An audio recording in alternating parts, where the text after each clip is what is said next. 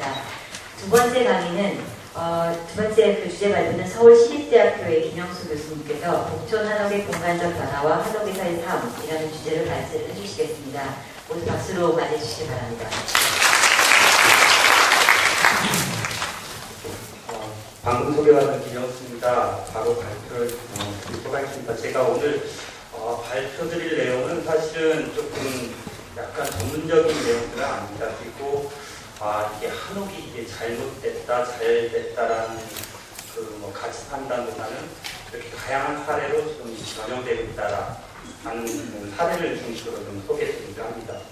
그래서 오늘 제목에서는 좀 거창하게 한옥에서의 삶 이렇게 되어 있는데 사실은 이렇게 구체적으로 좀 내용을 보시면 물리적 공간들은 어떻게 변해왔고 사실은 안에 들어있는 내용적 변화는 좀 어떠했는지 이런 내용들을 좀 중심으로 설명드릴까 합니다. 북촌하면 지금까지 너무나 많은 분들께서 또 발표를 하시고 또 방문도 하시고 그랬기 때문에 굉장히 잘 알려져 있습니다. 그래도 사실은 제가 주된 주제로 다루고 있는 공간이 북촌이기 때문에 간단하게 북촌은 어떤 곳인가 이런 말씀 먼저 드리고요. 그리고 북촌에서의 한옥 주거지가 개별 한옥을 비롯해서 도대체 공간들이 어떻게 지금 변해왔는지 이런 것들을 설명하면서 아마 기능적인 측면, 그러니까 이게 단순하게 주거가 아닌 주거 이외의 공간들도 어떻게 사용되어 있는지 이런 부분도 같이 설명이 될 것 같습니다. 그리고 세 번째로는 그렇다면 오늘 전체 주제와 좀 마찬가지겠지만 한옥이 도시주거로서의 가능성이 있는가 이런 것들도 큰 공간은 아니고 서울에 한정된 공간이지만 한번 빗대어서 여러분들이 같이 나눠볼 수 있는 시간이 됐으면 좋겠습니다. 끝으로는 결론 부분들 같이 설명드리도록 하겠습니다. 그러면 먼저 북촌은 어떤 곳인가? 북촌은 분명히 역사하고 독특한 도시 구조를 갖고 있는 공간입니다. 그래서 서울시에서도 굉장히 노력을 가지고 10년 이상 지금 2000년대 이후에 굉장히 많은 노력을 들여왔던 공간이기도 하죠. 북촌 위치 다 잘 아실 겁니다. 사실은 이게 이제 우리가 예전에 한양부근이라고 불렀던 그 안에 성곽이죠. 내사가 안쪽에 능선을 따라서 성곽이 형성되어 있고 그 안에 많은 물줄기들이 있었습니다. 그리고 거기에 궁궐도 있고 궁 관련 시설들도 있고 그러다 보니까 경복궁하고 창덕궁 사이에 북촌이라고 불리는 양반 주거지가 형성되었습니다. 제가 처음부터 물길을 보여드린 이유는 사실은 이게 지형하고 굉장히 밀접한 관계가 있다는 거예요. 사실은 남사면에 면에 있으면서 볕이 잘 들기도 하고 그리고 물이 인접해서 있기도 하고 물 때문에 지형이 꿀렁꿀렁하고 그래서 구릉지가 형성되어 있고 이런 독특한 지형적인 특징이 있기 때문에 북촌이 갖고 있는 주거지 특징과 지형적 특징이 어울려서 독특한 주거지를 형성하게 된 거죠. 그래서 이런 시를 본다고 하면 북촌이 분명히 시설을 갖고 있는 굉장히 중요한 지역으로 여겨질만 하다라고 볼 수가 있겠습니다. 서울 전체로 봐서도 사실은 그 안에 도성 안에 검정으로 되어 있는 부분이 면적으로 봤을 때는 가로로는 한 900m, 800m 그리고 세로도 한 900m 정도 되는 면적이 거기에 들어있습니다. 보시면 옛날에는 이렇게 물길들이 이렇게 형성되어 있었고요. 북촌 주거지 안에 여기 이제 중학천이라는 주요 물길들이 있었습니다. 그 물길이 흐르다 보니까 사실은 구릉이 형성되어 있고 그 물길 사이사이마다 마을들이 형성되어 있었습니다. 그래서 원서골, 잿골, 이렇게 가해동을, 재생원골, 이런 식으로 부르는 그런 전통적인 마을들이 형성되어 있었습니다. 조선시대 때도 보시면 제가 앞서도 설명드렸지만 굉장히 많은 관아들이 있었고 또 양방 주거지들이 같이 있었습니다. 그리고 일제시대 때 보면 일제시대 때도 주거지들이 많이 형성되어 있고 예전에 관아들이 있다 보니까 그런 대규모 주거지들을 또 그 형태를 계속 유지하면서 있었고요. 1930년대, 40년대 들어서 보면 아까 임창국 교수님께서 설명해 주셨지만 사실은 북촌은 서울의 그 도시 한옥 주거지들이 집중적으로 들어서기 시작한 것들을 보면 사실은 20년대부터 60년대까지. 이때 왜 그러냐면 사실은 1936년대 일본 사람들 뭐 이렇게 경성부의 경계가 좀 확장되면서 인구도 폭발적으로 늘어요. 그러다 보니까 주거지가 절대적으로 부족합니다. 그래서 토지구획 정리 사업이 1936년부터 일본 사람들에 의해서 진행됐는데 교외 지역으로도 대규모 택지 개발들이 오늘날 보면 신도시들이 들어서고요. 안쪽으로는 굉장히 대규모 필지들이 소규모로 이렇게 분할됩니다. 그렇게 택지들이 분할되면서 그 안에 이제 도시항들이 들어서게 되겠죠. 60년대에 보면 사실은 이제 여전히 조선시대 이후에 60년대까지 북천 지역은 대표 주거지로 계속 명맥을 유지해옵니다. 그 밀도의 문제들은 분명히 있었지만 그 밀도의 문제들을 해결하면서도 그 한양 도성 안에 대표적인 주거지로 그 역사성을 계속 가지고 있죠. 요 뒤 두 그림들은 나중에 좀 제가 설명드리고자 하는데요. 간단히 설명드리면 북천 안에 이렇게 학교나 이렇게 관공서들이 있었는데 여전히 그 범위라는 것들이 유지되면서 단순하게 기능들이 좀 치환되는 그런 형태로 지금 현재까지 좀 유지되고 있는 면들이 있습니다. 그렇다면 북천을 저희가 어떤 측면에서 접근해서 북천이 좀 아니면 북천의 가치를 좀 평가하고 있는지 여러 학자들이 뭐 정리한 것들 그런 것들을 좀 종합해서 좀 보자면 크게 한 4가지 정도입니다. 북천이 갖고 있는 것들은 사실은 구름 위에 아까 제가 지형이라는 것들, 물질이라는 것들을 굉장히 중요하게 말씀드렸는데 이런 도시한옥 주거들이 역사도시 경관이라는 거죠. 구름 위에 조용된 그 도시 경관을 갖고 있다는 것들. 그리고 두 번째로는 여전히 근대적인 삶. 그리고 그 도시 생활 문화 유산으로서 여전히 사람들이 살고 있다는 점입니다. 그리고 또 한 측면은 이렇게 골목길, 독특한 연결만 있죠. 우리는 전통적으로 사실은 우리 주거지를 보시면 뭐 이렇게 크로스되거나 이런 도로 체계를 갖지 않습니다. 거의 기역자나 T자형으로 만나는 도로 형태를 갖고 있죠. 이런 골목길의 연결망 이런 것들이 북천 안에 주거지에서 잘 보이기 때문에 또 가치를 여기고요. 그리고 네 번째로는 개개의 도시한옥들이 갖고 있는 그 개별적인 질서입니다. 우리는 법식이라고도 예치가 말씀드리기도 하고 구축 방식이라고도 말씀드리는데 이렇게 응축된 질서가 여전히 유지되고 있다는 거죠. 물론 앞선 임창복 교수님께서 말씀해 주신 대로 굉장히 역사적인 취미 속에서 이런 것들이 좀 변화되어 오긴 했지만 그런 것들이 뭐 질서라고 우리가 말할 수 있을 정도로 언어한 법식을 가지고 계속 이어져 왔다라는 것 측면에서 좀 볼 수가 있겠습니다. 그렇다면 이제 북촌에서 어떤 변화들이 일어나는지 제가 이 사진을 참 많이 인용을 합니다. 왜 그러냐면 과연 이게 이제 지금도 이게 뭐 이 모습이 변하지는 않았지만 북촌이 처해 있는 상황을 단면적으로 보여줍니다. 이게 이제 한옥이라는 것이 이제 주거 용어로서 갈 때까지 간 거죠. 이게 도대체 계속 명맥을 이어갈 수 있는 건지 아니면 이제 여기에서 끝장이 나는 건지 이런 것을 극명하게 잘 보여주는 겁니다. 왜 그러냐면 한옥은 앞서도 말씀드렸다시피 이게 중정형 주택입니다. 마당을 갖는 유형이고 마당에서의 행위가 굉장히 중요합니다. 왜 그러냐면 마당에서의 행위를 거주자 모두가 공유할 수 있기 때문에 그리고 마당에서의 사계절의 변화라든지 기후의 변화라든지 모든 것을 마당을 통해서 이렇게 정보를 전달받기 때문에 마당이라는 공간이 굉장히 중요해요. 그런데 그 마당의 프라이버시가 이런 공간들이 주변의 개발로 인해서 어느 순간 깨지기 시작하면 존재할 수 없다는 거죠. 그러니까 북촌이 굉장히 위기에 처한 상태까지 끝까지 가다 보니까 이제 다시 반발적으로 2000년대에 들어서서 이래서는 안 되겠다라는 되게 이제 각성의 목소리들이 터져나오기 시작합니다. 왜 그러냐면 실제 살다 보니까 너무 불편하거든요. 그리고 주변의 개발들을 무시하다 보니까 혼자는 존재할 수 없는 주거 연령이 되었습니다. 그러니까 제가 말씀드리고 싶은 것은 물론 한옥이라는 것이 단독으로 존재할 수도 있겠지만 도시 안에서는 사실은 한옥이 단독으로 존재하기에는 어려움이 많습니다. 그것은 군집했을 때 그 생명력을 더 이어갈 수 있는 가능성이 더 크다는 것을 잘 보여주고 보여주죠. 뭐 밑에 이 카툰인데요.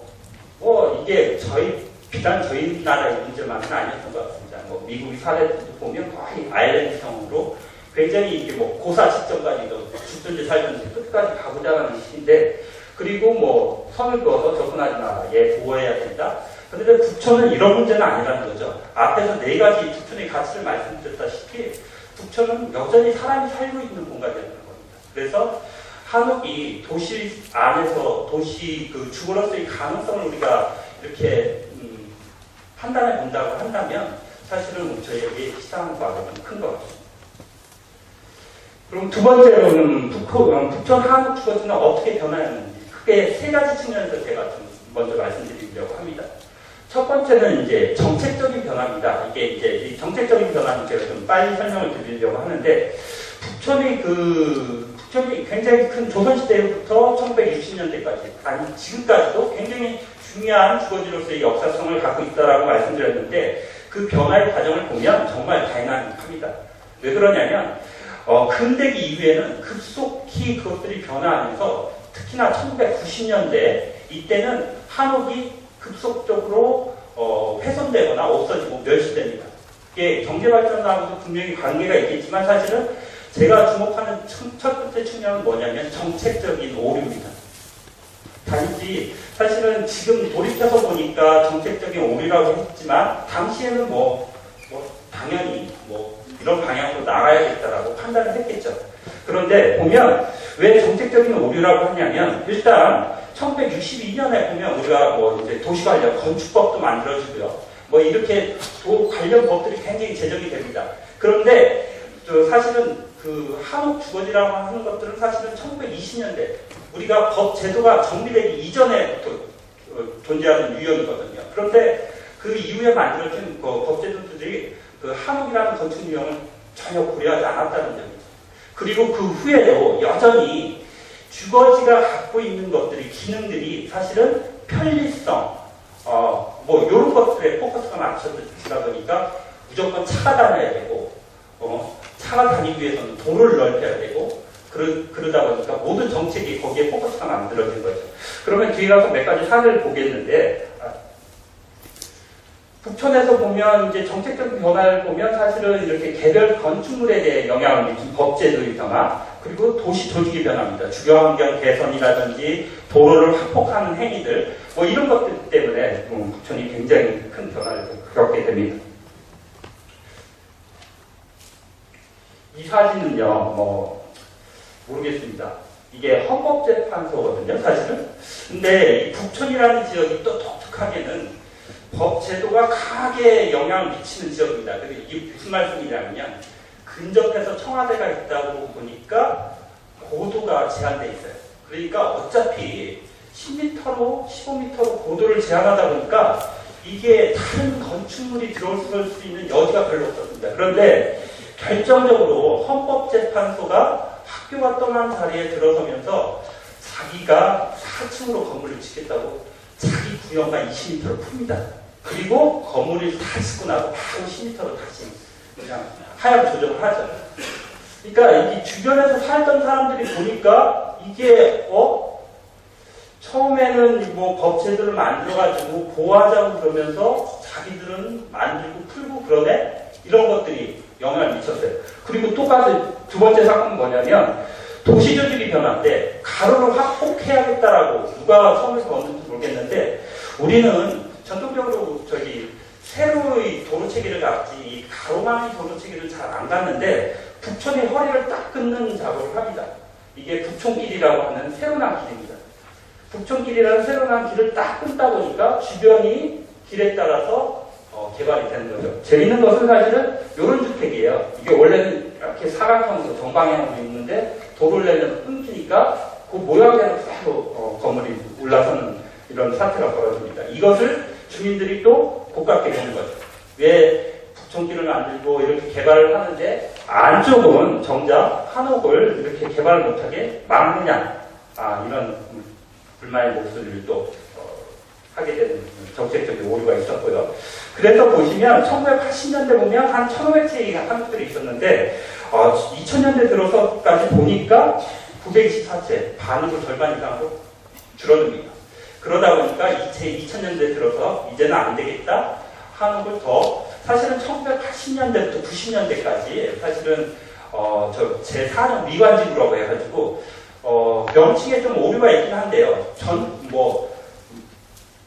한옥 보존지구라는 법적 용어는 없습니다. 사실은 제4는 미관지구 안에 한옥을 보존한다라는 내용이 있었는데 그게 이제 완화되다 보니까 이 지역을 한옥 보존지구라고 이렇게 명칭을 하게 됐는데요. 사실은 그렇게 80년대부터 90년대까지 강력하게 보존을 하는 와중에서 헌법재판소나 부총기를 내거나 이러면서 주변에 개발되는 행위들은 복합적으로 같이 일어난 거죠. 그러면서 한옥수는 점점 멸시되어 가고, 그래서 90년대를 그렇게 보시면 한옥들이 얼마나 갑자기 멸시됐는지를 좀 알 수가 있습니다. 그래서 보시면 한옥이 군데군데 빨간인 것처럼 존재하고요. 이게 한 100여 채가 동시에 날아가는 이런 사태까지 결과를 초래하게 됩니다. 그걸 보시면 이게 이제 한옥이 85년대에 한 1,500동 그대로 남아있던 것이 2000년대 보시면 이렇게 주황색으로 칠해놓은 것들을 보시면 이제 한옥이 아닌 것이죠. 그래서 굉장히 많이 멸시되는 추세에 있었다. 도시조직의 변화. 이거는 크게는 사실은 길 변화입니다. 길이 어떻게 변하느냐에 따라서 한옥 주거지에 굉장히 부천 한옥 주거지들이 굉장히 영향을 미쳤습니다. 처음에 60년 항공사진을 이렇게 보시면 이렇게 가해로가 뚫리지도 않은 상태고요. 이런 상태에서 보시면 한옥의 밀도라는 것들이 굉장히 빽빽하게 있었는데 나중에 보니까 80년대 후반부터 90년대, 2000년대 초반까지 공사가 계속됐죠. 그 공사 와중에 보시면 이렇게 흰색으로 된 게 이제 다 도로망이 새로 뚫린 겁니다. 그렇게 이 가해로가 강력하게 뚫리면서 이게 원래 8m 도로에서 20m까지 확충되죠. 그리고 그 사이에 있던 한옥들은 다 날아가고요. 그리고 뒤에 있는 무방비된 상태로 한옥들이 또 전면에 들어서기도 하고요. 그 길의 면에서 개발 이제 필지들이 이렇게 통합되면서 개발 전제력이 굉장히 높이 올라가게 됩니다. 그러면서 한옥들이 또 멸시되고 비한옥들이 이제 또 집중적으로 지어지는 계기가 됩니다. 그리고 또 하나 말씀드리고 싶은 것은 이제 또 하나 주경환경 개선 사업인데 뒤에 가서 한 번 더 말씀드리겠습니다. 그래서 결과적으로 초래하게 된 결과를 보시면 이런 것들입니다. 이제 부천길이 뚫리면서 한옥들은 다 없어지고 콘크리트 건물들이 들어서고요. 사실은 이게 이제 확대한 그림인데요. 이게 몽따지 한 그림이 아닙니다. 전혀. 사실은 이 가해로가 20m로 확폭되면서 주변은 다 콘크리트 건물로 이제 병풍처럼 들어서니까 내부에 있는 여기 31번지, 33번지인데요. 가해동. 그 상황들을 전혀 인지할 수 없을 정도로 이렇게 개발이 급속적으로 변화하게 되었다. 그래서 사실은 북촌을 좀 방문하시는 분들을 보시면 사실은 가해로를 왔다 갔다 하시면 사실은 한옥 주거지를 전혀 볼 수 없는 상태까지 이르게 됩니다. 이런 것들이 도시 조직의 변화들이 굉장히 많았다. 앞에 사실은 우리 2층형 한옥들이 과연 존재했는가? 북촌에도 분명히 있었습니다. 여기 보시면 여기 2층형 한옥이 있죠. 그런데 이게 가해로가 20m로 확폭되면서 이게 철거됩니다. 그리고 없어지고 뒤에 있던 한옥이 이렇게 전면적으로 드러나게 되죠. 그래서 결국은 사실은 식과로 지금 치환해가지고 지금 기능이 바뀌어가지고 쓰이고 있는데 사실은 묘주택이죠. 뒤에 있던 한옥들이 전면에 들어서는 계기를 맞게 됩니다. 그리고 건축법들이 이제 완화되고 높이 기준들이라든지 이렇게 제4종 미관 기준들이 완화되다 보니까 이렇게 이제 콘크리트 건물들이 이제 한옥 사이에 이렇게 점이 바뀌듯이 들어오게 되는 거죠. 물론 한옥 형태는 하고 있지만 사실은 기본적으로는 콘크리트 포짐을 바탕으로 한 한옥 주거입니다. 그런 것들도 직접적으로 들어가게 되죠. 또 하나 측면은 환경 개선 사업입니다. 환경 개선 사업들을 보면 여기 원소동 지역 그리고 여기 가해동 1번지 지역 이런 것들이 환경 개선 사업으로 지정되면서 이쪽이 급속하게 변해서 이 시커멓게 돼 있는 이 부분들이 다 콘크리트 건물입니다. 처음에는 이렇게 진하게 된 이 부분만 환경 개선 사업지구였는데 거의 전역이 되다시피 원소동 지역이 다 지금은 사실은 이제 다세대 다가구로 다 바뀌어 있는 상태입니다. 그리고 사진을 보시면 한옥들이 남아있던 모습, 개발이 된 이후에 다 쓸려나간 모습, 지금은 별로 크게 바뀌지 않았네 라고 보시겠지만 사실은 여기 이제 외국인들을 대상으로 하는 숙소로 개발됐는데 한화에서 뭐 이게 지붕 모양이나 그리고 다 콘크리트 건물입니다. 77번지 뭐 처음에는 노 지역만 해당이 됐는데 결국은 뭐 다 주변이 다 콘크리트 건물로 다가로 다 개발되는 상황입니다. 1월 말에 굉장히 이렇게 다이나믹하게 부천이라는 주거지들이 뭐 법제도의 영향, 도시 조직의 변화로 인한 영향으로 굉장히 많은 변화를 겪게 됩니다. 그러다 보니까 1999년에 무슨 일이 있냐면 주민들이 조직을 뭐 한사모라든지 뭐 한옥을 사랑하는 모임 뭐 이런 조직들을 만들어가지고 서울시에다 건의를 합니다. 이렇게 건의를 해서 우리가 그냥 이게 그냥 다세대 다가구로 짓고 살다 보니까 이게 주거지로서의 그 기능도 굉장히 떨어지고 오히려 파생되는 악영향들이 굉장히 더 많다는 것을 인식하게 된 거죠. 그래서 주민 스스로 서울시에 요청을 하게 됩니다. 좀 어떻게 해봐라. 기존에 8, 90년대의 방식은 아니지만 사실은 부천이 갖고 있는 가치라든지 이런 것들을 다 회복하는 방향으로 좀 어떻게 해봐라 해서 다시 2000년대 들어서 부천 가꾸기 기본 계획이라는 계획을 마련하게 되고 이제 사업들을 추진하게 되죠. 그래서 뭐 사업들을 추진하는 과정에서도 보면 주민들 간의 그 뭐 오해도 많아가지고 뭐 주민들 일부에서는 반대도 하고 뭐 그렇지만 전문가들이 끈질기게 설득을 하고 뭐 현장 사업도 개설을 해서 뭐 결국은 이제 마을을 형성해가는 과정이 있습니다. 그래서 결국은 2005년에는 무슨 일이 있었냐면 헌법재판소가 또 하나의 역할을 하는데 북쪽에 그 헌법재판소 북쪽에 있는 땅을 강제로 수용해서 도서관을 짓겠다라고 얘기를 해요. 그러니까 뭐 그 당시에는 보면 서울시에서는 강력하게 사실은 무슨 일들을 하고 있었냐면 여전히 이렇게 부천을 보호해야겠다 이런 정책을 피고 있는데 헌법재판소에서 또 한 번 사실은 강제 수용을 하겠다라고 도서관을 짓기 위해서 하다 보니까 주민들이 이제 결사 반대하는 사태까지 이뤄집니다. 이 과정의 일련의 과정들을 보면 사실은 주민들이 처음에는 북천이라는 주거지에 대한 뭐 실망 그리고 재산권의 제약 뭐 이런 측면에서 사실은 북천이 서서히 변화가는 그 과정들을 더 분명하게 좀 볼 수 있는 그 상황이 됩니다. 정책적으로는 굉장히 뭐 도시부 관리계획이라든지 뭐 북천 가꾸기 기본계획, 중장기계획 뭐 그리고 뭐 제1종 지구단위 계획 수립까지 굉장히 1년, 10여 년이 넘는 세월 동안 굉장히 많은 정책적인 그 계획들을 수행을 했습니다. 그래서 부천이 어떻게 바뀌었으면 좋겠다라는 것들이 꾸준하게 연구가 되었고 그런 것들 바탕 위에 오늘날 부천이 존재하고 있다라고 보시면 됩니다. 물론 제가 말씀드리겠지만 이런 것들이 잘못된 점으로 또 인식되기도 하지만 굉장히 정책적인 노력들이 많이 된 지역이다라는 것들을 좀 보시면 될 것 같습니다. 그래서 이제 오늘 이제 발표의 주된 그 내용이 되겠는데요. 그렇다고 하면 이런 굉장한 많은 변화의 과정 속에서 한옥 자체는 정말 어떻게 변화해 왔을까라는 것을 좀 포커스를 맞춰서 한번 보시면 이렇습니다. 사실은 2000년 이전까지를 보시면 그냥 주민들이 그 필요에 의해서 공간을 늘려왔다는 거죠. 그래서 한옥이 뭐 내부 공간들이 부족하니까 그냥 늘리자. 그러니까 처마 공간까지 그냥 다 내서 쓴 거예요.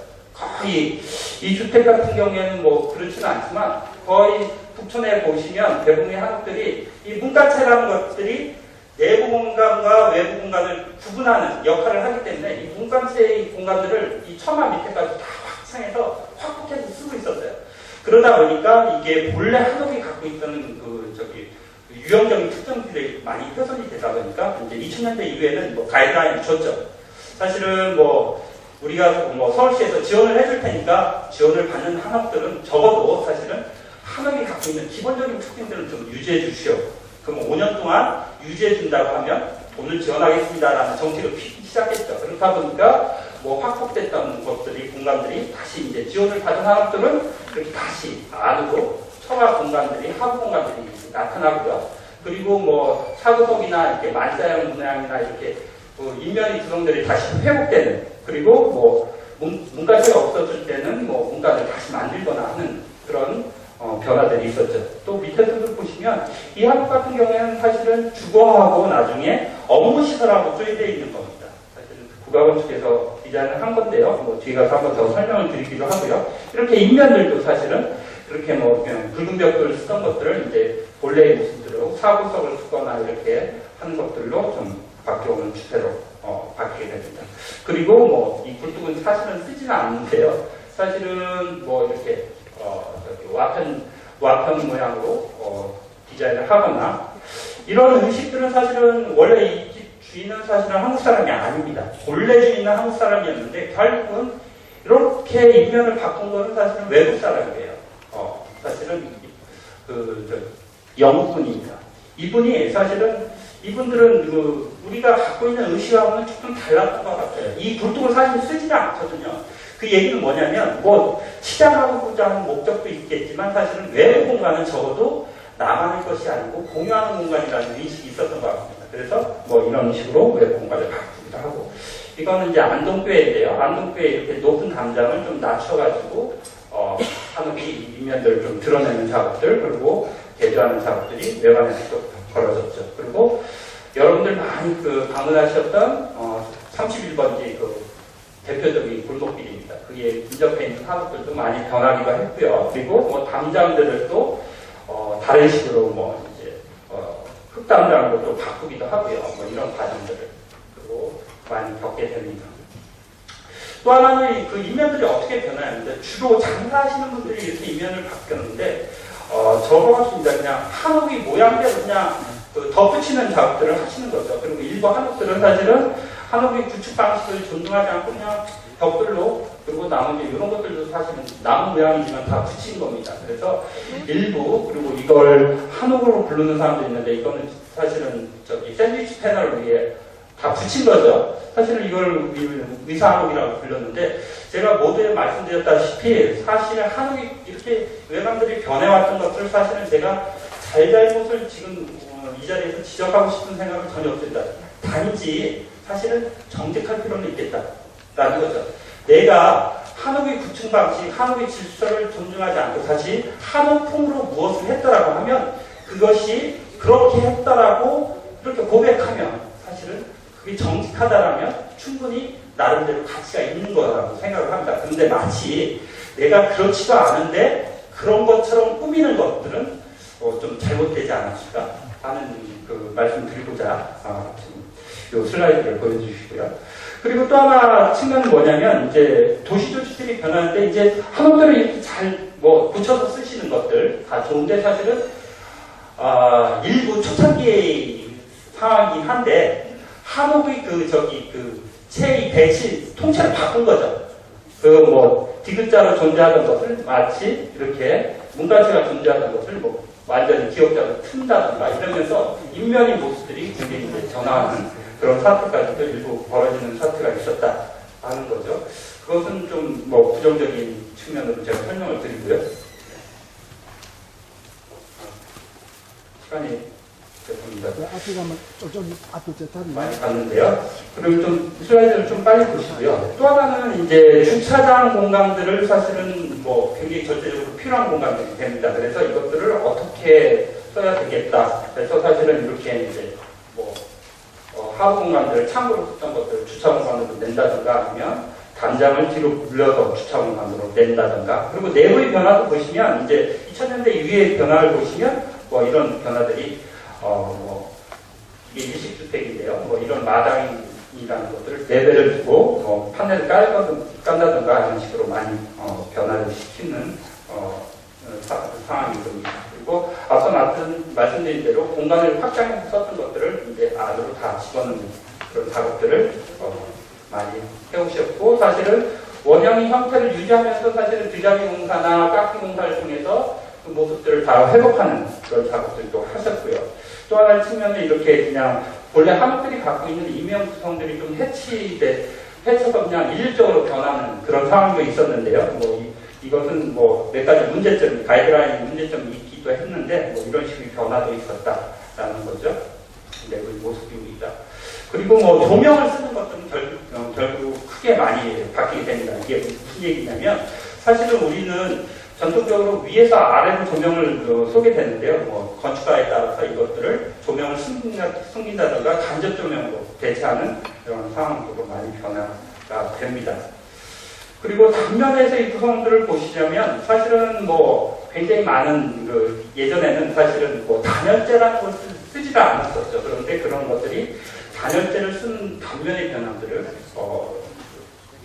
사례를 보이기 시작합니다. 이것은 또 뭐냐면 사실은 구축 방식에도 어느 정도 변화가 있다는 거죠. 그리고 수공간이 내부에 들어서는 것들 이렇게 보면 단열재를 넣고 양쪽으로 뭐 이제 흙을 바른다거나 회동을 마감하는 것들 뭐 이런 것들 그리고 뭐 조명을 쓰는 방식들 이런 쪽에서도 변화가 있었다. 그리고 여전히 예전에는 뭐 온돌 방식이었는데 이게 사실은 이제 다시 온수 방식으로 다시 변화하는 것들, 뭐 이런 변화들이 있었고, 뭐 정화조를 묻는다든가, 뭐 이런 변화들이 있었죠. 그리고 마당을 단순하게 마사토로 마감하는 것이 아니고 다양한 재료로 마감하는 사례도 있었다라는 거죠. 그래서 사실은 부천은 사실을 보시면 다양한 공간들이 존재합니다. 제가 결론 부분에서 한 번 더 말씀드리고자 했는데 시간이 없으니까 여기서 같이 묶어서 말씀드리자면 부천이 갖고 있는 문제점을 어떻게 지적하시냐면 사실은 굉장히 돈을 많이 투자했는데 보니까 사람이 사는 게 아니라 관광지가 돼버렸다라는 측면이에요. 그게 부천이 갖고 있는 부천 주거지가 갖고 있는 가장 비판받는 점입니다. 그런데 이걸 역으로 생각해 보시자면 부천이 주거지로서의 명맥을 유지하고 더 좋은 주거지로 갈 수 있는 것은 사실은 다양한 유형이 들어와서 주민들이 살 수 있는 공간들이 형성돼야 된다는 겁니다. 부천이 어차피 갖고 있는 가치 때문에 이게 방문하고 체험할 수 있는 공간이 필요할 수밖에 없습니다. 그리고 문화인들이 여전히 들어와 있기 때문에 그것들이 공방이 운영되거나 하는 다양한 전통문화 공간들이 필요할 수밖에 없는 상황입니다. 그리고 주거 공간도 필요하고요. 이런 것들이 외부 사람만이 아니고 내부 사람들도 어떻게 공유하고 서로 살아갈 수 있는 공간으로 만들어주느냐. 이를테면 가장 부천에서 불만이 뭐냐면 어린이를 기르고 싶어도 유치원이 부족하다. 아니면 공공공간이 굉장히 부족하다는 거예요. 그리고 상업공간이 치고 들어왔지만 사실은 내부인들이 이용하는 것이 아니고 외부인들을 위한 상업공간이 집중적으로 들어왔다는 문제점이 있는 것 같습니다. 그러니까 제가 말씀드리고 싶은 것은 부천이 주거지로서의 가치를 갖고 있자면 내부 사람들이 같이 이용할 수 있는 공간들이 그게 상업공간이 됐든 업무공간이 됐든 이런 것들이 같이 형성된다고 하면 부천이 갖고 있는 장점들이 어떻게 좀 보완이 되지 않을까 이렇게 생각을 합니다. 그래서 뭐 이렇게 평면들을 보시면 뒤에 이제 최욱 대표님께서 설명을 해주시겠지만 이렇게 내부에 방위지로 되어 있던 것들이 사실은 그렇게 공공공간, 마당이라든지 마루라든지 이런 것들을 점차 다시 회복하고 있다는 것 그런 것들이 긍정적인 측면으로 좀 볼 수가 있겠고요. 상업공간들도 보시면 이렇게 치과로도 쓰고 있고요. 뭐 이런 것들도 치환되어 있고 이건 음식점으로도 뭐 치환되어 있기도 하고요. 장독대들이 또 다양한 형태로 또 변화하는 것들 그리고 사실은 또 뭐 이렇게 뭐 2층형으로 만들어서 위에 잠을 자는 공간으로 만들기도 하고요. 그리고 하부 공간들도 열심히 또 잘 활용을 하고요. 대표적으로는 지하 공간들을 잘 활용하는 것들이 요즘의 추세라고 보시면 될 것 같습니다. 그래서 죄송합니다. 시간이 많이 갔는데 끝으로 간단하게 그러면 한옥 주거지 도시 한옥으로서의 가능성은 제가 앞서서 말씀드렸다시피 단독 주거, 연립 주거, 복합 한옥 뭐 이런 다양한 주거들이 필요하고 그런 것들을 수용할 수 있어야겠다라는 측면에서 좀 보여드리고 싶습니다. 분명히 예전부터 연립 한옥들이 존재했고요. 그런 것들이 다시 유형으로 개발될 필요가 있겠다.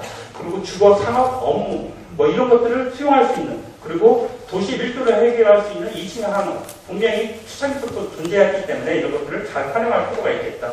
그리고 복합구조 단지 한옥만이 아니라 한옥과 다른 유형이 하이브리드된 형태로 또 존재하는 것들이 또 미래의 상이 아닐까. 그리고 군집해서 이런 것들이 또 존재하게. 그리고 다양한 유형으로 이거 끝으로 사실은 제가 예전에 석사 논문을 쓸 때 동서문동에 한번 조사를 했는데 이게 유천입니다. 아니, 교회입니다, 교회.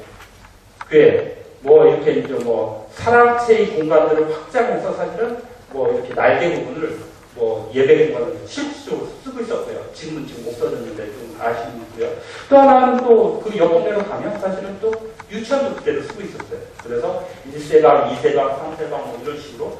그래서 한옥이 갖고 있는 장점은 뭐냐면 공간을 굳이 집중형이라든지 아니면 다른 형태로 바꾸지 않아도 그 공간의 형태를 유지하면서도 다양한 기능들이 수용될 수 있는 가능성이 있었다라는 측면에서 한옥이 또 다른 가능성이 있지 않을까 이렇게 생각을 합니다. 그래서 끝으로 몇 가지 발표를 마치도록 하겠습니다. 감사합니다.